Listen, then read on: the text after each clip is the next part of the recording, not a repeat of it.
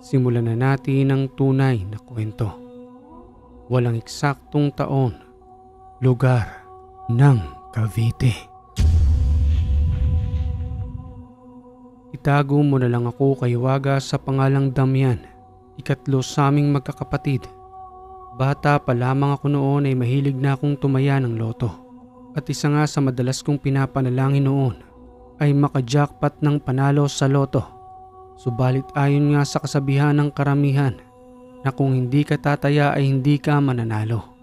Ngunit alam ko sa aking sarili na nagkamali ako at aminado naman ako sa pagkakamaling yon. Simulan natin ang kwento ng mga bata pa kami na naghihikaw sa buhay dahil sa 5 kaming magkakapatid na halos magkakasunod pa. Oy Damian, napakatamad mo naman pumasok sa school. Akala mo ba may mararating ka sa ginagawa mong yan? Susumbong kita kay nanay. Nagkakating classes ka na naman. Wala ka na bang magawang matino, Damian? Pag nalaman ito ni nanay, siguradong mapapalo ka. Wika iyon ng panganay kong kapatid na si Elias, na isa sa may magandang grado sa amin noon pagdating sa pag-aaral. Kaya naman proud sa kanya ang aking mga magulang. Samantalang ang tingin naman sa akin ng aking nanay at tatay ay isa sa mga black sheep sa aming pamilya na walang mararating sa buhay.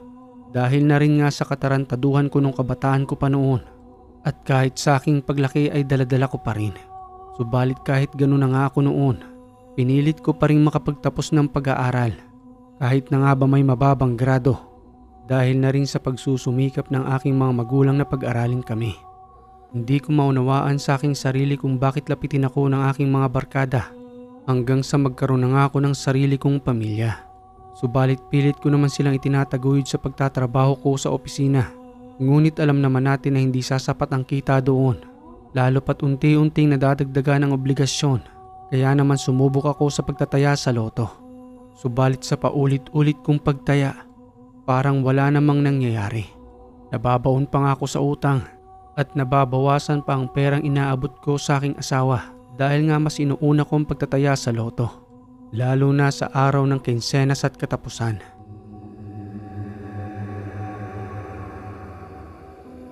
Damian, itigil mo na nga yung pagtaya mo sa loto. Puti na lang yung mga buhok mo, hindi ka pa tumatama. Imbis na makaahon tayo sa buhay, mas lalo mo lamang nilulugmok ang sitwasyon natin. Kailan ka ba magigising? Sila lang ang yumayaman at hindi tayo. Wika iyon ng asawa ni Damian na si Lorna. Tugon naman ni Damian sa sinabi ng kanyang asawa. Kaya nga nagbabaka sakali tayo, di ba?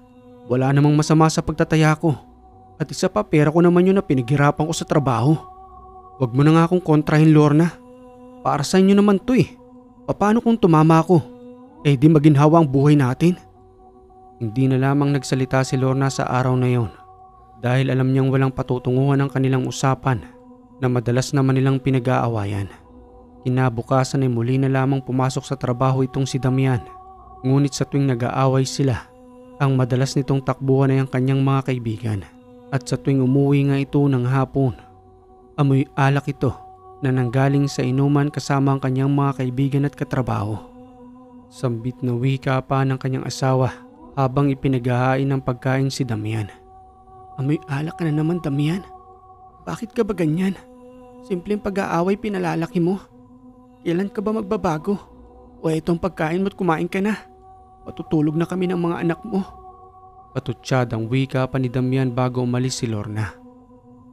Pagbabago? Bakit ko kailangan baguhin ang sarili ko? Wala naman akong ginagawang masama. At saka pakikisama lang to sa mga kaibigan ko. Ano bang masama dun? Bahala ka sa buhay mo dyan. Patutulog na kami ng mga anak mo. Doon ka matulog sa sala. Sa mga panahong yun ay nangungupahan pa lamang ng tahanan sila Damian. Araw ng Miyerkules na umaga, dumating ang magulang ni Damian at nagbabaka sakaling makahiram ng pera sa kanya dahil na rin sa kakulangan ng pinansyal na wala na ring hanap buhay dahil sa pagtanda. At ilan din sa kanyang mga kapatid ay kapos sa buhay. Kahit na nga ba may kanya-kanya pang trabaho, kaya naman kung sino lang ang mayroon, yun ang nakakapagbigay ng pera sa kanilang magulang para na rin sa kanilang pang-araw-araw. Sambit na wika pa ni Damian sa kanyang nanay at tatay. Pasensya na ho kayo nanay, tatay. 500 lang ho ang may bibigay ko sa inyo. Medyo kapos din ho kasi kami ngayon. Hayaan niyo hunay. Kapag nanalo ho ako sa loto, ako na hong bahala sa inyo. Ibibili ko pa ho kayo ng bahay. Salamat anak, malaking tulong na ang 500 ito. Bibili lang kami ng bigas ng iyong tatay. Ipapanalangin kong matupad mo ang mga pangarap mo anak.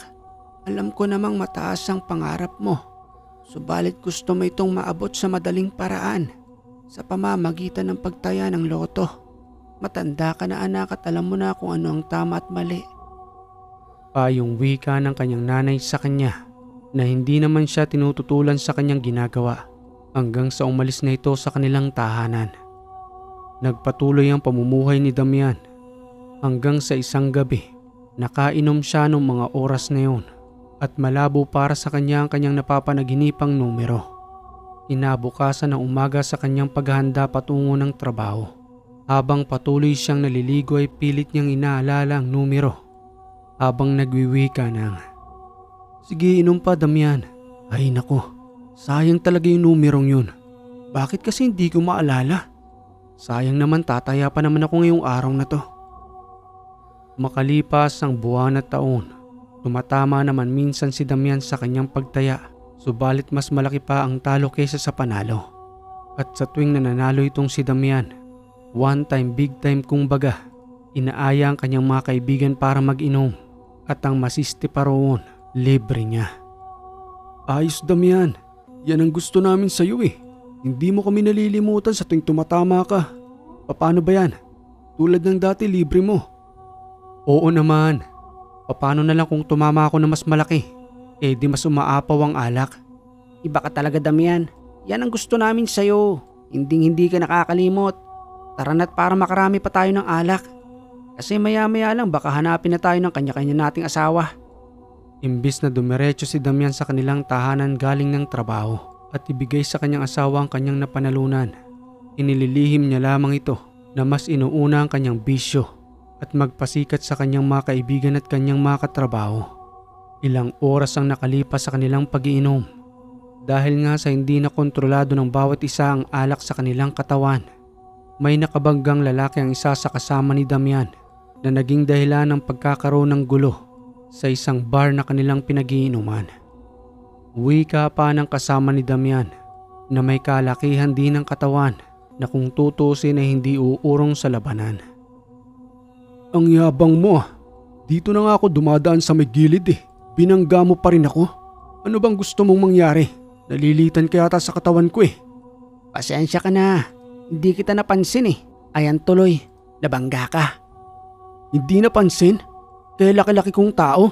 Hindi mo ko nakita." Pag-awat na wika pa ni Damian kahit na nga ba may espiritu na ito ng alak. "Tama na yan pare. Mapapaaway tayo sa ginagawa mo." Subalit hindi napansin ni Damian na habang inaawat niya ang kanyang kasamahan, nagsisipaglapitan na pala ang kasamahan ng nabangga ng kanyang kaibigan. Nabigla rin siyang inundayan ng suntok sa mukha na naging dahilan naman ng pagdilim ng kanyang paningin at pagbagsak sa kanyang kinatatayuan. Ngunit sa muli niyang pagtayo, nakikipagsuntukan ng iba sa kanyang mga kasama roon at pati siya'y nakisuntok na rin hanggang sa may umawat na sa kanila na napigilan ng tuluyang pagkakagulo. Nagkapatawaran naman ang dalawang panig, subalit ang pasa sa mukha ni Damian ay nagmarka hanggang sa kanyang pag-uwi sa kanilang tahanan. Sermon naman ang inabot niya sa kanyang asawa dahil sa mga nangyaring yun. "Grabe ka naman Damian. Tingnan mo nga yung mukha mo. Sa tingin mo ba makakapasok ka bukas sa trabaho? Imbis na wala kang nararamdaman sa iyong katawan, inuuna mo pa yung pakikipagbarkada mo. Kaya pati ikaw, napapaaway na." Nanahimik si Damian sa mga sinabi ng kanyang asawa dahil na rin sa may katotohanan ng mga yun na hindi niya maaaring ikaila habang nakatingin naman sa kanya ang kanyang mga anak na pinagmamasda ng pasa sa kanyang mukha. Pagtatanong na wika pa ng kanyang panganay na anak na lalaki. "Ano pong nangyari sa mukha ni tatay inay? Bakit po nagkaganyan?"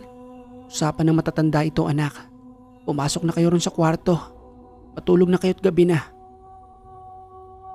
Kinabukasan na hindi nga nakapasok itong si Damian sa trabaho, nanatili ito sa kanyang silid na iniindang pasa sa kanyang muka dahil na rin sa solidong pagkakatama ng kamao. Subalit sa katanghalian pagkatapos nilang kumain, muli itong nagtungo sa patayaan ng loto at mas inuna pa ang tumaya kaysa magpahinga at asikasuhin ang kanyang sarili.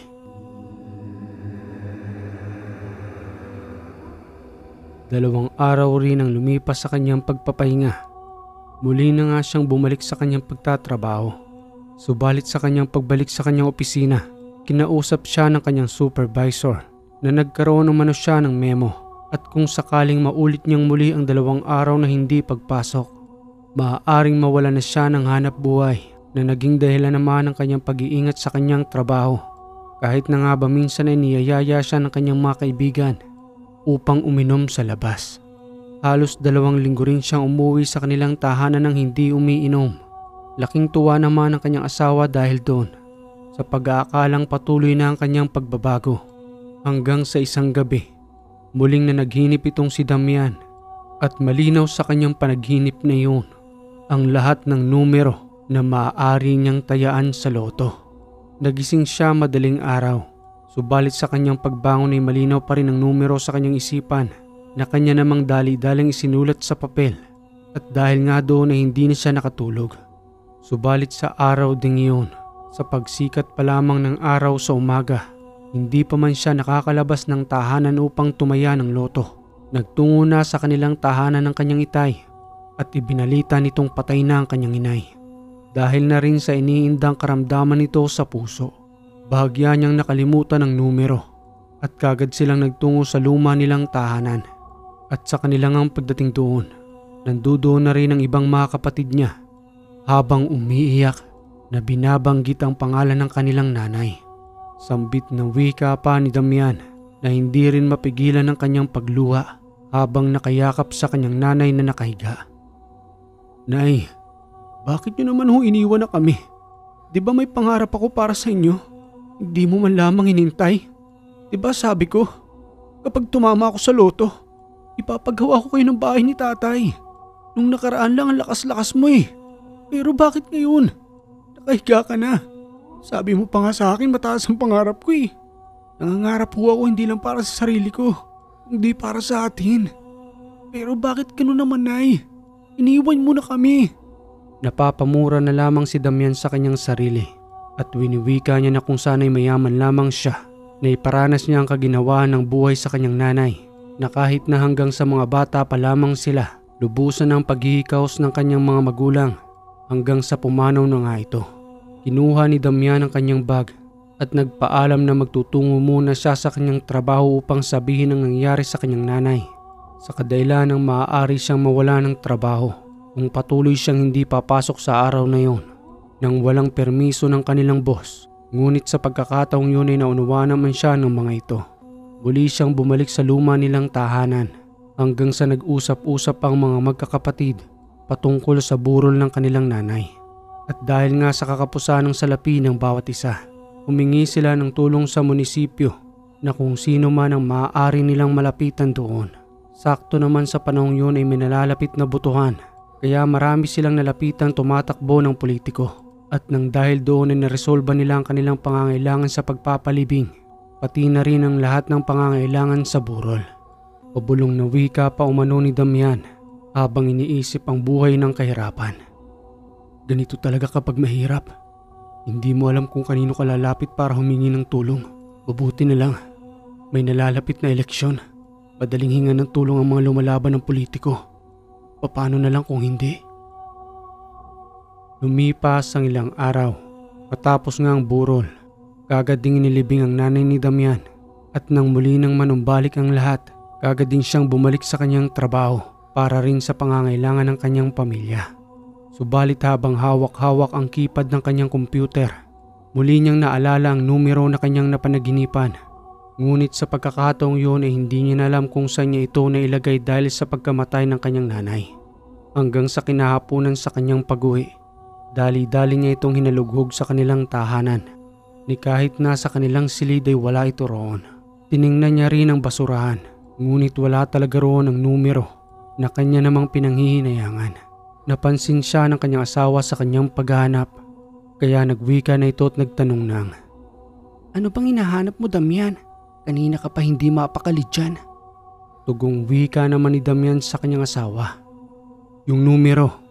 Anong numero sinasabi mo? Yung numero sa panaginip ko. Isinulat ko yun sa papel para hindi ko makalimutan. Pero hindi ko alam kung saan ko nailagay. Napabuntong hininga ang asawa ni Damian at muling nagwika ng, Ay nako, alam ko mahalaga para sa iyo ang numerong yon. Kaya nang makita ko sa may mesa, isiniksik ko ron sa loob ng silid natin. Tingnan mo sa likuran ng litrato ng mga anak natin. Doon ko inilagay. Kunin mo na lang doon. Nagmamadaling nagtungo roon si Damian. Laking tuwa niya nang makita ang papel at nandudoon ang mga numero na kanyang kinakailangan. At dahil gabi na sa mga oras na yun, pinagpabukas na lamang ni Damian ang pagtaya. Inilagay niya na sa kanyang wallet ang papel upang sa kinabukasan sa kanyang pagpasok sa trabaho, hahanap siya ng bakanting oras upang makataya. Hanggang sa kinabukasan nga, break time niya sa mga oras na yun at may malapit na outlet ng loto na maaari niyang pagtayaan. Sinamantala niya na ang oras na yun at nagpasama pa nga siya sa kanyang katrabaho. Paring Milano, sana tumamang numerong ito. Kapag nanalo ko, babalatuhan kita. Naku Damian, ipapanalangin kong manalo ka. Siyempre inaasahan kong balato ko. Pero sana nga no, alam naman nating suntok sa buwan ang pagtaya sa loto. Mas marami pa nga ang tinatamaan ng kidlat kaysa sa tumama ng jackpot. Tama ka dyan Milano. Pero sabi nga ng iba diba, hindi ka mananalo kung hindi ka tataya. Sana nga manalo ka. Para umaapaw na naman ang alak. Siya nga pala, matagal-tagal ka na rin hindi umiinom Nagbago ka na ba? Wala naman nagbago sa akin, ano ko ba? Nagpahinga lang ako.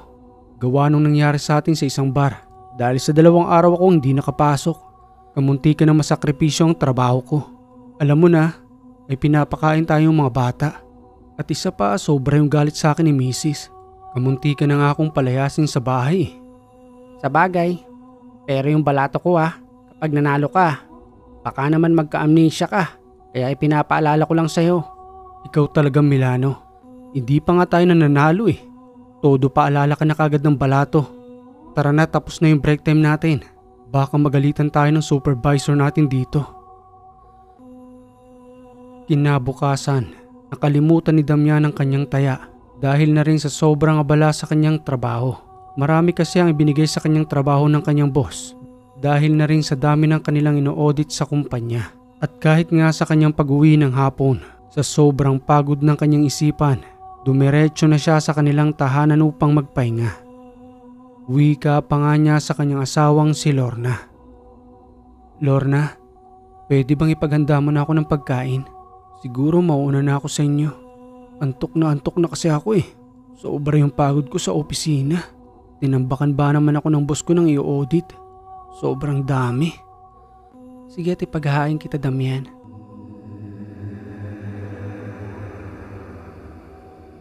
Inabukasan ng umaga'y balik trabaho na naman hanggang sa makasalubungan niya itong si Milano.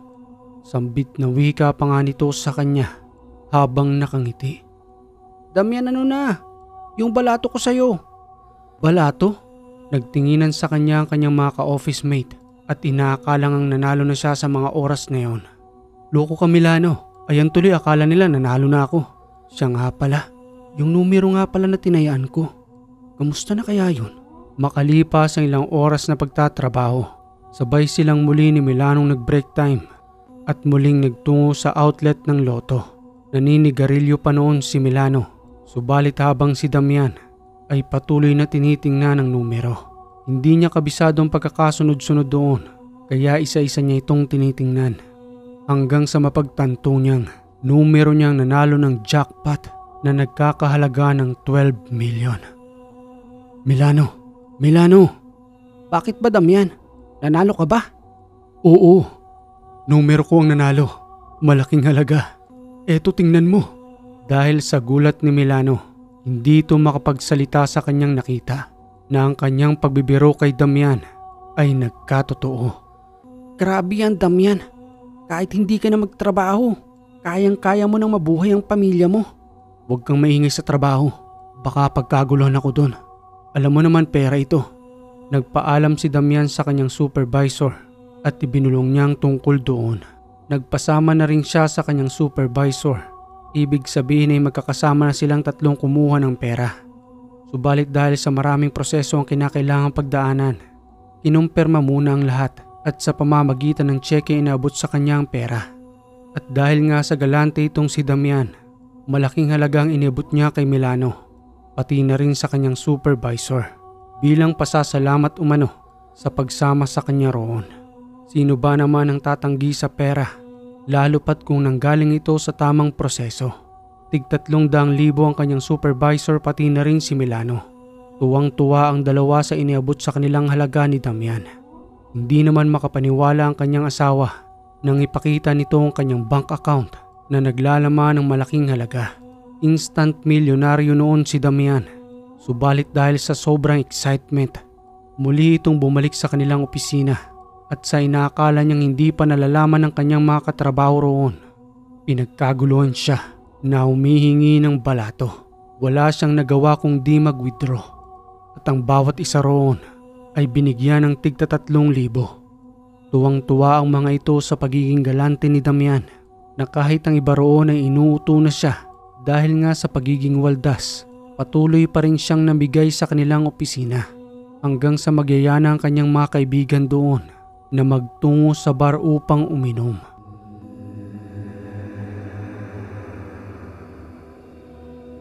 Nagpakagalante si Damian sa araw na yun na para bang walang kaubusan ng pera at pinainom ang lahat ng sumama sa kanya roon kahit na nga ang iba ay hindi niya kaopisina. Para siyang tatakbo ng politiko na kung sino-sino na lamang ang lumalapit sa kanya. Kinausap niya ang kanyang supervisor sa mga oras na yon na magre-resign na umano siya at magtatayo na lamang ng negosyo para sa kanyang pamilya. Wala namang pagtutol sa kanya ang kanyang supervisor. Ikaw ba naman, bigyan ng 300,000 na ang ibig sabihin ay hindi niya na kinakailangan ng trabaho. Makalipas ang ilang oras, madaling araw na nang umuwi itong si Damian, lasing na inihatid ng kanyang mga ka-office mate. Anong nangyari sa asawa ko? May nangyari bang masama sa kanya? Wala naman, misis. Medyo napasarap lang yung tagay namin. Inihatid lang ho namin dito si Damian. Uuwi na rin ho kami. Kasi kahit kami, lasing na rin. Inalalayan na lamang ni Lorna nang papasok si Damian at saka ito pinunasan ng malamig na tubig.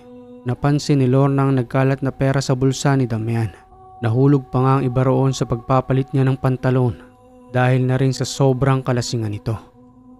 Kinabukasan ng umaga, nakita ni Lorna ang nasa mesa na itong si Damian at nagkakape habang hawak-hawak ang kanyang ulo dahil sa hangover. Bungad na wika pa nga nito sa kanya na para bang hindi nag-iisip ng tama dahil na rin sa mabilis niyang desisyon sa mga bagay na gusto niyang bilhin. Nakangiting wika pa nito kay Lorna na para bang wala man lamang nangyari kagabi na hindi man lamang ininda ang gasto sa bar. Magandang umaga, Lorna. Naisip ko lang na bumili tayo ng sasakyan. Kailangan natin yon para makapaghanap din tayo ng maayos na bahay. Kasi pangarap kong tumira sa subdivision eh. Gusto kong bumili ng bahay doon. Siyempre yung maganda na. Akalain mo yon? May gwardiya nang magbabantay sa atin sa gate. Hindi katulad dito sa tinitirahan natin. Kung sino-sino lang dumadaan dyan sa labas. Hindi safe para sa atin. Gusto ko sana ng sasakyan na 4x4. Pang pick up. Para marami kang purpose na magagawa. Ano, tara na. Bili tayo. Kung makapag-desisyon ka naman, Damian. Parang walang halaga sa'yo yung pera. Dapat pag-isipan mo muna ng mabuti. Ang pera ay nauubos. Kung hindi natin yan ilalagay sa negosyo, sigurado akong mauubos din yan. Hindi yung desisyon ka lang ng bili. Ano ka ba, Lorna? Siyempre mahalaga sa akin ang pera. Pero kailangan natin ng sasakyan eh. Pati ng magarang bahay. At saka afford naman natin. Hindi tulad ng dati, di ba? Kahit na anong pilit mo, hindi naman tayo makabili. Maghunos dili ka nga, Damian. Kalma lang. Huwag kang masyadong excited sa mga bagay dahil baka magulat ka na lang. Ang lahat ng napanalunan mo ay wala na. Hindi yan mauubos, ano ka ba, Lorna? Ilang milyon ang halaga ng napanalunan ko. Siguro mag-1 milyon pa lamang nababawas doon. Ibig sabihin may 11 million pa ako. Kasi binigyan ko ng 300,000 yung supervisor namin. Tapos itong si Milano binigyan ko rin ng 300,000. So 600,000 na kagad ang nabawas. Tapos yung mga ipinamigay ko pati pinainom hindi ko na nabilang. Basta ang mahalaga wala silang masabi sa akin. Hanggang sa maya-maya pa'y may kumakatok na sa tahanan nila Damian. At ang iba roon ay humihingi rin ng balato. Mga kakilala niya at kapitbahay ang patuloy na kumakatok sa kanilang tahanan. Pabulong na wika pa ni Lorna habang pinagsasabihan itong si Damian. Dahan-dahan lang ang pamimigay, Damian. Maghunos dili ka naman. Walang problema ito, Lorna. Marami pa tayong pera, ano ka ba? Barya-barya lang to. Siya nga pala, nagpaalam na rin ako sa supervisor ko na hindi na ako papasok. Ano pa bang gagawin ko sa trabaho? Milyonaryo na tayo, Lorna. Kaya hindi na natin kailangan ng trabaho. Ano, Damian? Mukhang nagmamadali ka naman yata sa pagdesisyon mo ni hindi man lamang natin pinag-uusapan. Ay naku, Damian. Hindi ko na alam ang gagawin sa'yo. Palibhasa nakahawak ka lamang ng malaking pera. Ang akala mo wala nang kaubusan yan. At ng araw ding iyon, bumili nga ng sasakyan itong si Damian. Siyempre walang iba kung di cash at tumataginting na 2 milyon ang halaga. Walang tigil ang paglabas ng pera. Naghanap na rin sila ng bahay na kanilang malilipatan. Siyempre ang pinapangarap ni Damian na makatira sa subdivision. At hindi lang basta-basta ang presyo na nagkakahalaga ito ng 5 milyon dahil na rin sa ganda at laki ng bahay.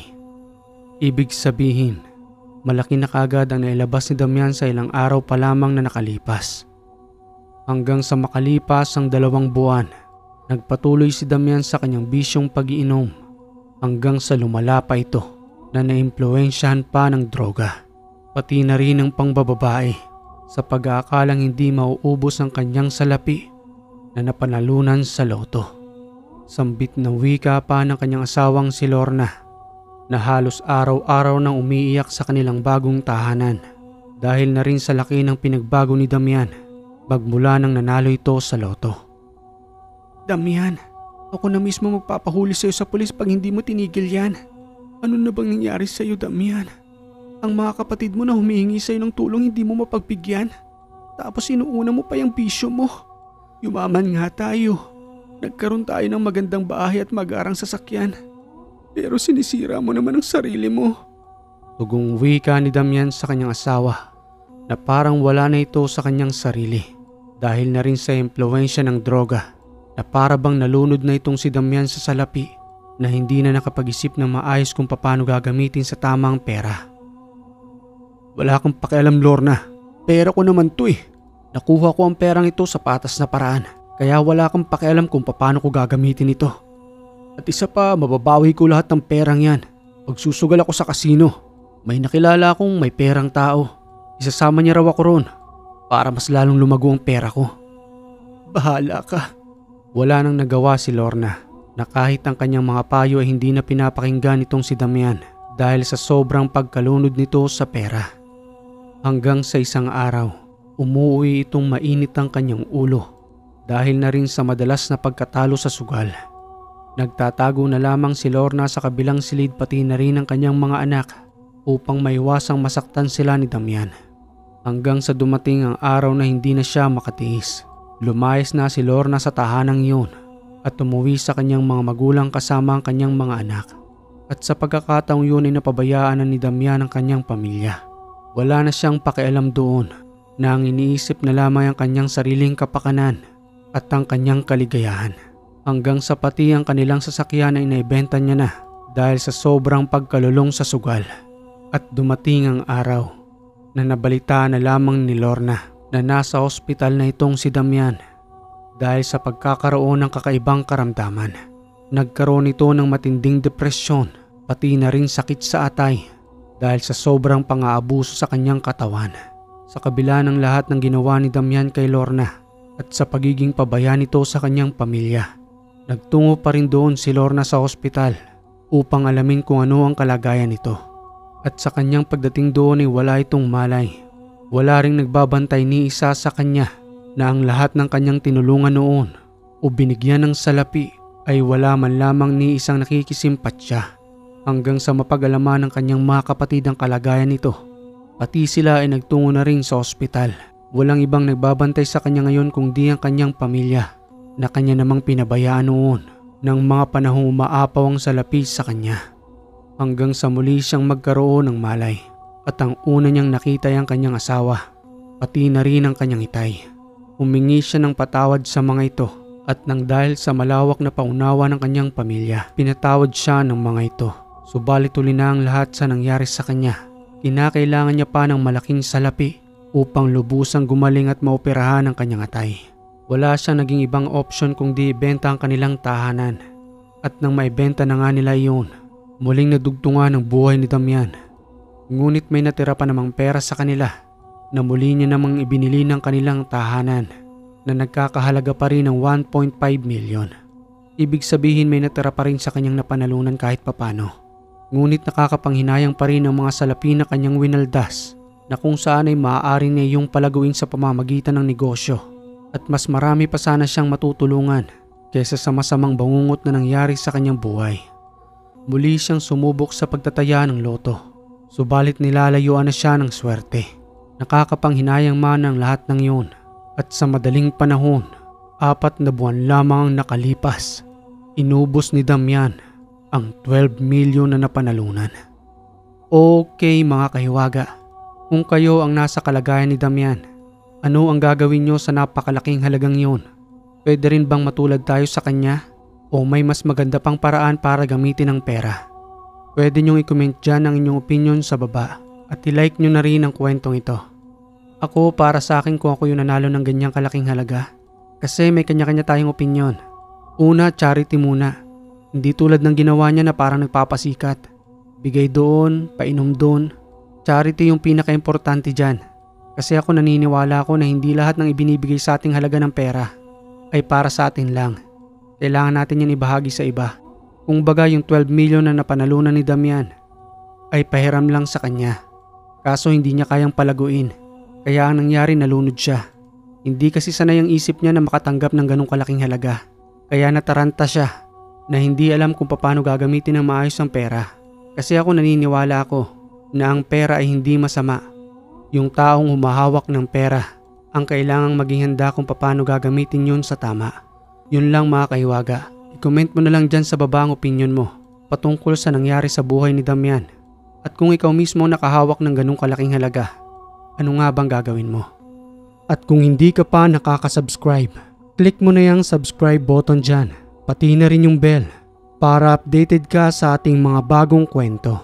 Muli mga kahiwaga, maraming salamat sa lagi ninyong pagantabay dito sa Ang Hiwaga.